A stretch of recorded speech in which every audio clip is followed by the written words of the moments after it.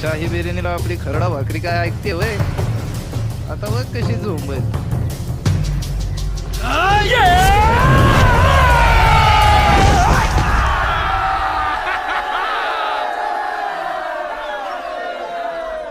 मोरारबाजीला तू बाण मारलास, पण लांबून हत्तीवर बसून. चुकून त्याच्या तडाक्यात सापडला असतास ना, तर मी फक्त मातीत पाडलाय.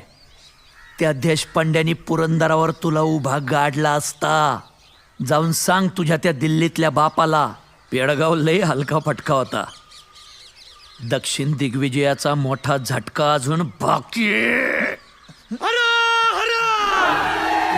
खरंच दक्षिण दिग्विजय ही मराठ्यांच्या स्वराज्य विस्तारातील सर्वात महत्वाची मोहीम ठरली.